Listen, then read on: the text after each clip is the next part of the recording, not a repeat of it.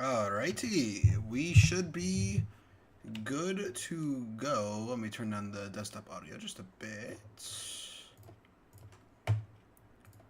And this stream should be working. Let me quickly put this in here. Chats can be that. And make that that. Perfect. That can go away. Boom, boom. All right, we should be all good to go. I'm just struggling with some browsers and all that, but let me also do this. Where is it? Here. Oh, share? That's what I'm looking for.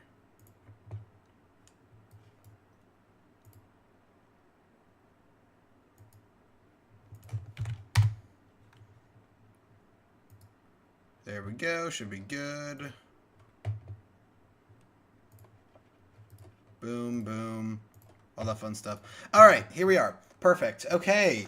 Into the ELESTRALS ban list live reaction. Let's get this going. We are sending Elechik to Tartarus. I kind of also maybe anticipated this one to happen as well. This seems like something that was bound to happen at one point. So that's not that shocking if we're being entirely honest, but let's get right on into it. It's finally time for us to send our little bird friend Elechik straight to Tartarus. Let's take a look.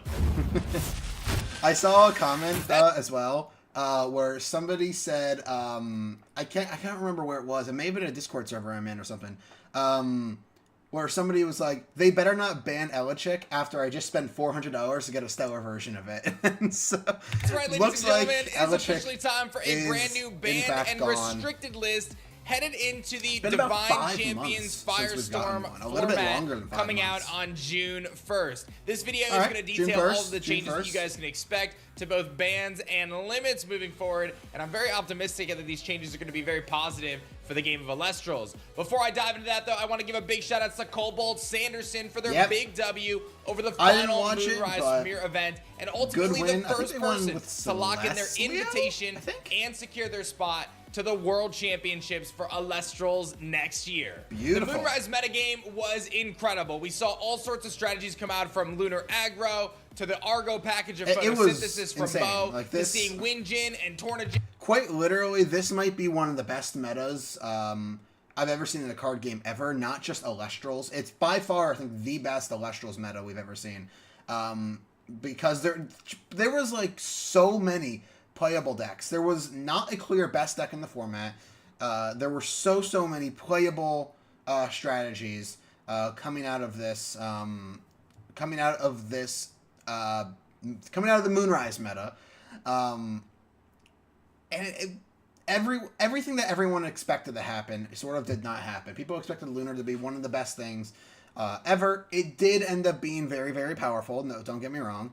But it was by far beatable. It was definitely a very beatable strategy, as we saw obviously with the Dallas Open, where Bo won with photosynthesis. And lately we've been seeing a lot of Celestia winners. So it's very, very strange. Wynn's been doing pretty decent. A lot of different Lunar builds have been doing pretty good. Like, there are so many playable decks in this format. It's actually insane to think about. Dominate, with even Celestia taking the final spot of our last Moonrise Premier. The metagame was diverse, it was evolving, and I think a lot of us could agree that it was never even truly solved as new decks came to the forefront and even the very end of competition. But as we look ahead to the next few weeks and the Firestorm format lighting and igniting the entire ELESTRALS community, it is an exciting time as there are so many amazing possibilities to be explored, and I can't wait to see you guys throw down at your local game stores and in our next upcoming Premier event on June 7th. So make sure you guys sign up for that if you haven't done so yet. All of the changes announced in today's video will be in effect for June 1st, and of course that upcoming Premier event on the 7th. The first card that we're going to be announcing today, which I alluded to in the introduction of this video, is we are indeed sending Elechik to Tartarus. That is right. Poor ELESTRALS soul. will now be banned from It makes sense. It ELESTRALS. makes sense. Previously limited to It one makes copy. sense. This card will be moving to the ban list. And I want to be very upfront. This has been in the plans for quite a few months now. Actually, going back 6+ months, we've been intending to make this move, but we were waiting for the right time to do so. And the launch of Firestorm is the perfect opportunity to do so. There's been some significant shifts in design philosophy since ELESTRALS was originally written back in 2022 as a generic divine searcher, and we've been able to quickly identify its power level when combined with cards like Demeter and Zeus, and the need for more specific divine searchers. Yeah, so I just want to quickly talk about why ELESTRALS was so powerful, because for anyone who does not know, there's another card called Plucky, which is a solar Elestral that has the exact same text box as ELESTRALS. It's the exact same effect. The difference is that not only is it solar, not thunder, it's a 1/4 instead of a 4/1. Why is ELESTRALS, though, so much better than Plucky if they have the exact same effect? Genuinely, it's because of the 4 attack. The fact that ELESTRALS can just go ahead, search Demeter or Zeus, and essentially make it a 7 attacker the moment it comes down is incredibly powerful, because it's at the very least, ELESTRALS is guaranteed to trade into an Elestral, or it's guaranteed to trade into a counter rune. So, for 1 spirit, well, technically 2 at the very least, because you also have to use the divine, you are guaranteed to win a combat, or force out a counter rune. You're either forcing out a powerful Gorgon's Gaze to stop the divine search, you're going for a PTA, which, to be fair, PTA on ELESTRALS doesn't even feel that good, because ELESTRALS will still come down, technically speaking, as a 5 attacker, and it'll pretty much be able to run over anything. So you're not only losing your Elestral, you're also losing a counter in the process, just in the hopes that you deal with the ELESTRALS. The only card that was even remotely good against this card was Tsunami, but a same thing. You're still trading a counter rune for that. And if you don't have the counter rune for that, and the ELESTRALS sticks, 4 attack is still not something that you can very easily deal with. So you have to try to find a way, and if you let this card stick on the board just for 1 turn, it can get out of hand very fast, because if you keep that Zeus up, every single turn, essentially, you can make it that 7 attacker and just constantly go in, and it's a very cheap card in order to do that. That's why their design philosophy is shifting to cards that search specific divine runes and specific stadium runes. For example, we have the new Brimlinks that searches specifically Mountains of Boreas. We have, there was a card in Moonrise, Fawnlet, searching Artemis, specifically Artemis. I can't search any other divine rune. They're really going to, I'm assuming they're going to make a searcher for every single divine rune. I assume ELESTRAL's predecessor is going to be a card that says, when you normal cast this card, search a deck for Zeus and add it to your hand. Something similar to that. That's what I'm expecting to have happen. I like this design philosophy shift. I think it makes it a lot more interesting, and it's not just every single deck is running the exact same card. So I really like this ban. I think it makes a lot of sense, and it was just time for ELESTRALS to go overall. So moving forward, over the course of the Divine Champion sets, you're going to see new Divine Searchers for each of the Divine Runes. And you see that in Firestorm with cards like Torchin, Champion of Hestia. You've also got cards like Spy Nymph, Champion of Hermes, Sorlet, Champion of Aeolus. These various cards are being introduced into the game to provide element-specific Divine Searchers or Divine-specific Divine Searchers, and ELESTRALS at a 4 attack stat. I'm going to be honest, though. I've been playing a little bit of Wind. I think the deck sucks, I'm going to be honest. Well, to be fair, the deck that I've been playing is Flammoth Turbo. Maybe that deck just sucks. I should probably play a Hermes deck. I don't like playing a Hermes deck. I haven't really... I've tested it a little bit. It's just an incredibly expensive deck. It can do everything, but it's going to cost you half your spirits in order to do anything. That's the problem with it. I don't think Wind's in a very, very powerful spot. I would be very happy if I'm wrong, because I really like the Wind element, but I just don't really expect Wind to be this super, what on earth? Oh, okay, we're good. I don't expect Wind to be super, super good heading into the Firestorm meta. But for the Sorlet, I have not ever used Sorlet's effect to search for an Aeolus. I've only ever used it to search for the Chrysor. I've only ever used it for that. I've never used it to search Aeolus, but it is an option for you. I wish it was a 5. I understand why it's not a 5, but I wish it was a 5, because then it would just that would make it so that effect can proc a lot easier. But whatever. ELESTRALS expand. That's all that matters. It's simply too strong in the game right now to exist. So we are going to be moving it to Tartarus. And makes sense. even though Makes I wasn't like sure I was gonna do this, we will be ultimately producing an Elechip Escape from Tartarus version coming out. Ah, okay. So when you cast this Elechip, you can target a divine rune in your underworld and return it to your hand. That is actually not bad. I'm gonna be honest. That's not awful. I'm a little shocked they made this a 3 attacker instead of I would have just kept this at 4 because it doesn't. This version of Elechip, if it was a 4 attacker, the problem with the current Elechip is that it's guaranteed to either do that thing. It's guaranteed to either trade with a counter rune or hit an Elestral and guaranteed to get rid of it. Because you just search your Zeus, search your Demeter, and immediately buff it or nerf your whatever it is, whatever you want to say, to your opponent's Celestial, and then you just attack over it. Debuff, I guess is the right word. But this Elechip can only grab a Divine Rune from the Underworld, which is still pretty good. The problem with this is that it's a 3 attacker instead of a 4 attacker. I think if this was a 4 attacker, it would still be fine because it requires setup for you to actually get this effect off. I'm assuming they just wanted to nerf its attack stat by 1 just for the fact that, in case you're able to do this relatively consistently, it's not always going to be that 7 attacker. But the thing is, like, 6 attack isn't bad. I'm fine with this. I just think it could have been a 4 attacker and still, I still think this card could be a 4 attack. Obviously, it says artwork and effect subject to change. The effect is very subject to change. The stat line is subject to change. So a lot of this is going to be tested. We've already saw, what was it? Drataya got, was it Drataya? No, it was Spark It. The initial form of it that we saw was not the final version that we got. So that's that. Dungus, welcome to the stream. Don't worry about what I'm talking about. You don't have to worry about it. Most likely alongside set 7. I've got kind of some tentative effects right now, but we'll be testing that alongside set 7. I'm talking about this card introducing a new game, so don't Escape worry from about Tartarus it. card. I have said that not every card that ends up on the ban list will get an Escape from Tartarus card, but I feel like we might as well make one for this. It'll be a lot of fun, and maybe one day there will be an Escape from Tartarus archetype if we keep sending cards to Tartarus this way. No, I really so just to want that recap, to happen. Elechip going to Tartarus, primarily because its power usage alongside cards like Zeus and Demeter, but also its generic Divine Search has allowed for players to kind of pigeonhole their deck making into certain ways. Plucky will provide the same effect, but on a lower stat at Elestral with only 1 attack, which is a little bit...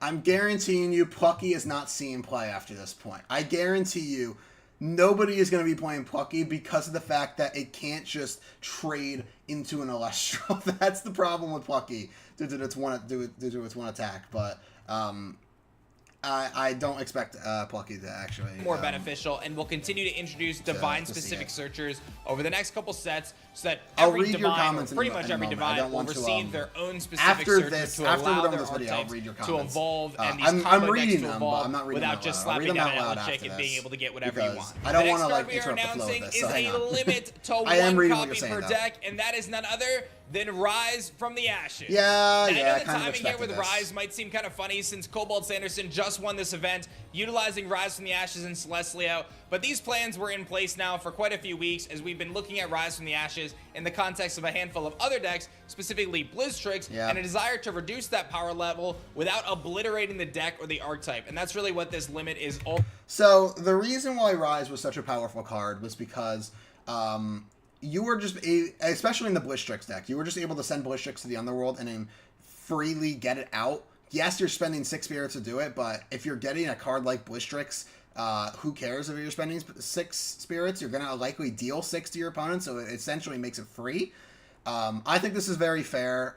This is literally the Illustrious equivalent, if I could speak, of Monster Reborn from Yu-Gi-Oh! So I understand why this card is getting limited.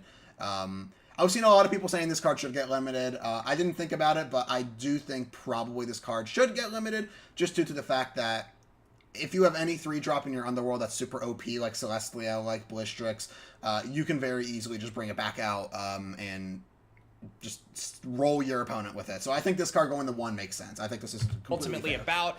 By limiting Rise to 1, you're essentially removing the functionality of these kind of pitch a 3-cost. The thing is, here's the thing. The 2 cards that we've seen so far were the 2 that I was expecting to see. I have no idea what I expect to see now. I don't know what's going to be on here. Rather, you're Those going are to the have only to two cards I utilize expected strategies to that are a see. little bit more consistent to be able to generate these advantages from your underworld. And Rise from the Ashes has proven itself to be one of the strongest cards and the most swingy cards in the game. So we're going to be limiting it to one copy and continuing to monitor it over the coming sets and over the coming months as it sees play in various decks.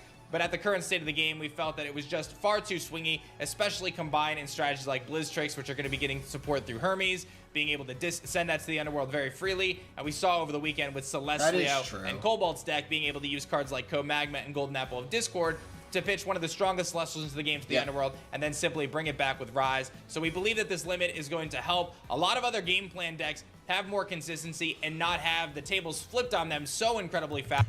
I will say Rise from the Ashes is genuinely a card that I could see getting banned in the future. It just is one of those cards that reads like it could very easily be oppressive. So this I don't expect this to get banned anytime soon. I think people will stop playing it now, especially since there isn't really a deck in Firestorm meta that I know of so far that can really utilize this card, especially now at 1. But this will be interesting. I'm excited to see if people still play with this. I expect this card to pretty much be dead now at 1, but we'll see.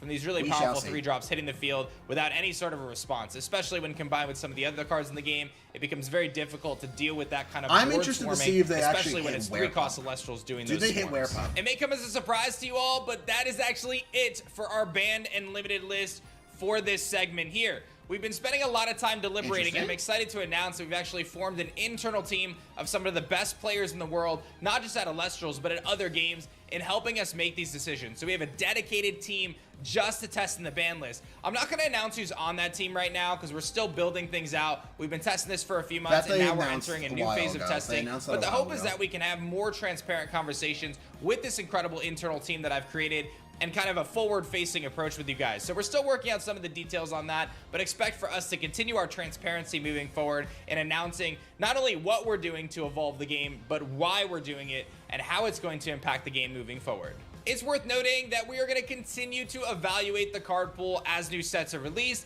and as the metagame shifts. Moonrise had a very diverse metagame, so we tend to think, it's best to kind of keep our hands away, but we still are going with a more proactive approach if we feel that it's needed, and we're going to continue to monitor the situation as it goes. There's a handful of cards on our radar that we're continuing to test, and even though they may not have appeared on this list, they may appear in a future list, just as there's cards on the list right now that may come off the list in the future. We're going to continue to take in your feedback and use our internal testing tools to make the best decisions for ELESTRALS moving forward. Now, I do want to say I saw a lot of buzz in the community about us limiting or restricting some of the core staple runes in the game. Cards like Gorgon's Gaze, Ambrosia, and so on and so forth. But I do want to say that I think it's really important that ELESTRALS has new cards added to the card pool that can fill some of those slots before we start chunking away at those cards. Because if you just take Gorgon's Gaze out of the game or limit it to 1, it has an incredibly kind of ripple effect on the rest of the game. That is a very load-bearing card right now. So if there's no other cards in the game that have a negate effect or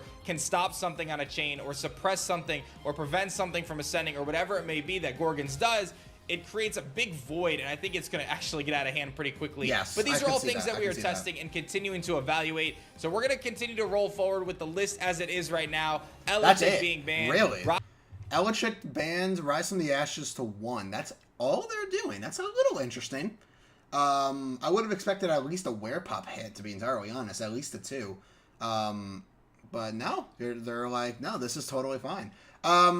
So, I mean, okay, there's a little bit of video left before I give my final. The existing list still staying in place. But again, we're going to continue to test, continue to evaluate, and we're super excited to see what happens with the new Firestorm format. Tons of amazing cards being added, both on the Elestral side and the Rune side. I think we're going to see a nice shakeup. The last thing to note is that starter decks are always legal if they are unmodified. So if you pick up a new starter deck and it contains an Elechic or 2 Elechics, you can play that exact starter deck as long as you don't change any of the cards. But of course, you are going to have to take, if you change any of those cards, you are going to have to take out the banned and limited cards or adhere to the proper list. So that's worth noting there. But ultimately, I am so excited for this next chapter of ELESTRALS that I can't thank you guys enough. Please continue to give me your feedback. Use the comment section below. All right, that is in fact all we have. So I'm just going to quickly give my final thoughts on this. This is a very small list. It's very small. It reduced Elichick from 1 to 0, Ras and the Ashes from 3 to 1. That's all that happened. I think personally they could have done a little bit more. And there's one thing I disagree about that was said in this video. When he was talking about Gorgon's Gaze specifically, he was like, that card is very load bearing currently, and I agree. It's by far the best counter in the game. However, I'm under the mindset, and they are also under the mindset. They've talked about this. They are under this mindset as well, that the counter rune lineups in this game are incredibly important. Like, the counter runes provide that sort of interaction that you need, which is sort of why those like high octane like turbo 3-cost Elestral decks aren't really doing so well, because it takes a while to get into them, and even when you're there, they could just prevent it with a counter rune, and basically just call it and make it so you can't go into your big guy. That happens a lot when I've been testing Flammoth Turbo. Pretty much I try to use Tower of the Winds to Nexus onto my guy. They Gorgon's the card I'm Nexusing to, and then the Tower of the Winds just resolves that effect. There's nothing you can do about it. And then you have to wait till next turn, but you've already lost your Tower of the Winds, so you can't go into your Flammoth next turn. It's a very, very weird situation to be in, which is why I'm a little shocked they didn't at least semi-limit Gorgon's Gaze. Because I think for sure, I agree with what they're saying, where they need to print more cards that can fill the void of those super powerful staples. I agree with not hitting Ambrosia yet. I think Ambrosia will be hit at some point, but I said this ages ago in my fives video that I talked about this. I don't want Ambrosia to be hit on the list until they print a healer for every single element in the game. We have Nemi Sail, for example, for wind. We have water is insane. They have Jotagwa and they have Sluggle. Thunder has Quackle.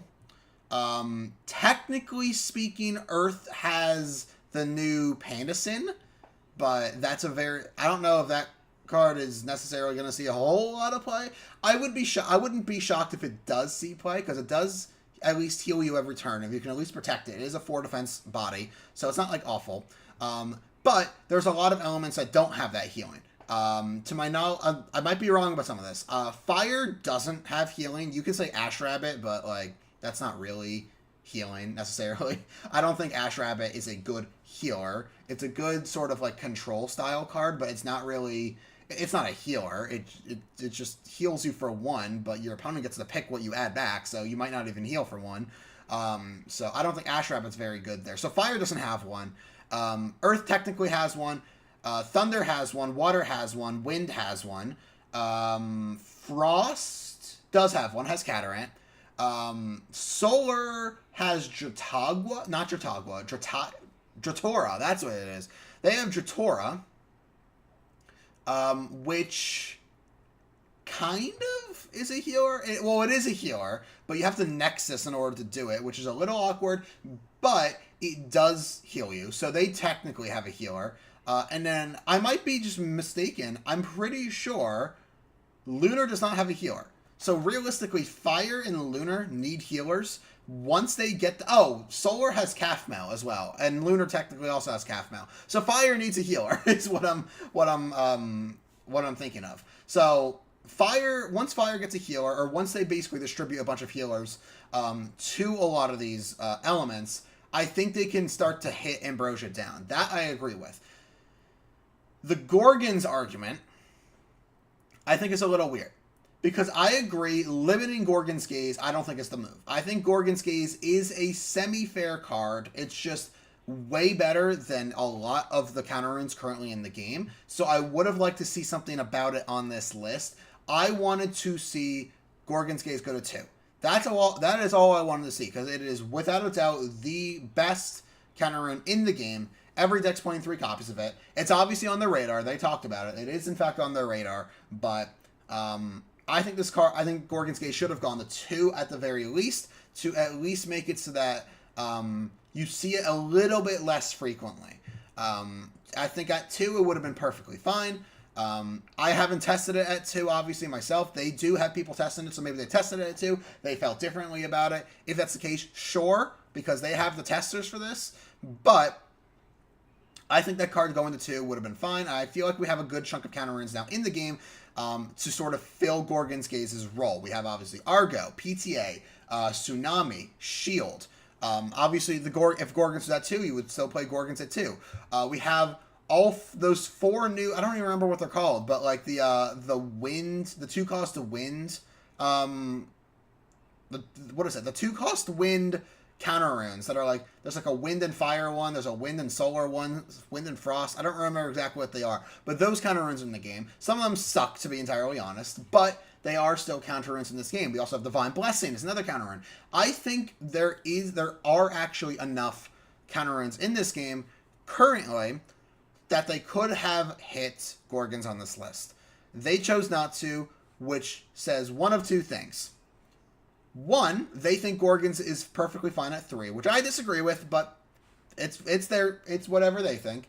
At least right now, they think that.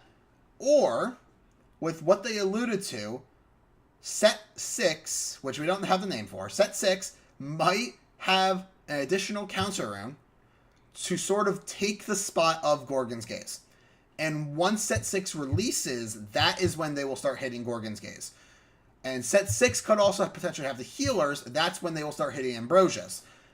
If that happens, I understand. I would have liked to, at the very least, see Gorgon's go to 2 in addition to Rise to 1, Electric Band. I would have liked to see that. I think just 2 cards is a little low. I would have also maybe liked to see maybe a semi-limit to Blistrix. But for the most part, I'm fine with this. However, I do want to talk about one other thing. And those are unhits. I am shocked Race to the Top is still at 1. This card will not see play. This card will not see any play at 1. I can guarantee you that. There might be some weird Thunder decks that elect to play this card.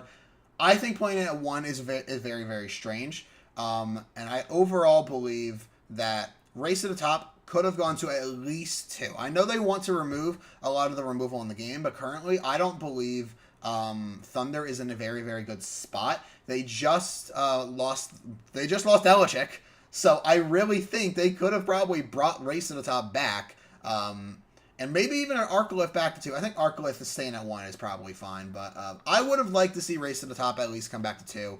I think it could probably go to 3 and be perfectly fine, but they think otherwise. I'm just shocked by that. But that's pretty much it. So that's the list. That's everything. And I initially was going to stream for a little bit longer. I'll be honest, I'm kind of hungry. And so I think I'm probably just gonna get off and go eat. That's about it. But this is what we got. Elichik Band, Rise from the Ashes to 1. I'm just happy none of my Rise decks are none of the decks I've built for Firestorm are playing Rise from the Ashes. I'm very happy for that. A lot of them are playing Elichik. How many of them are playing Elichik? I think I have 8 decks. I think 6 of them are playing Elichik. So I do have to do that. I still think people will play Ash Rabbit Zeus. I still think that will be the thing. But the Thunder package you had before was 3 Rabbit, 1 Elichik, 1 to 2 Zeus.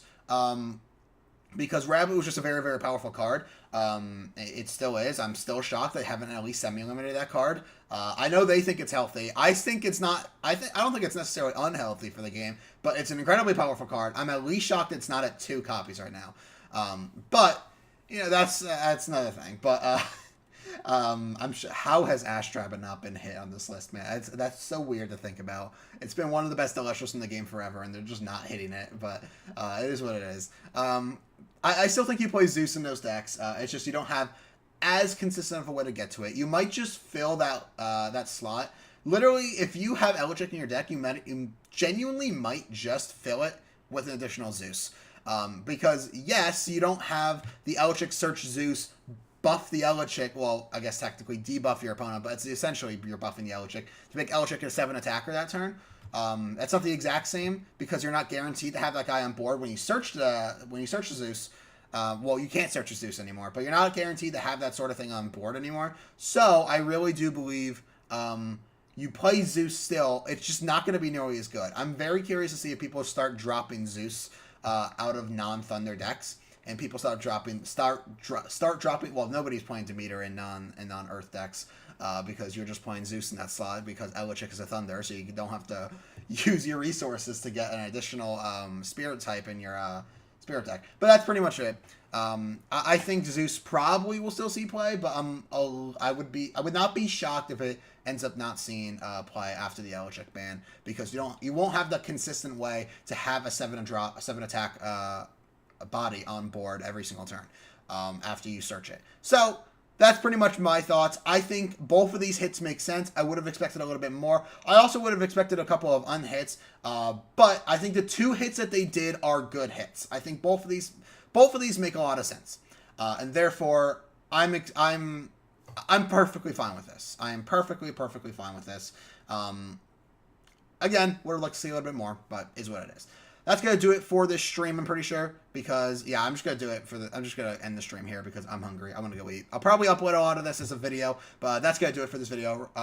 If you are watching this as a video, that's going to do it for the video, and I shall see all you guys later. So, goodbye.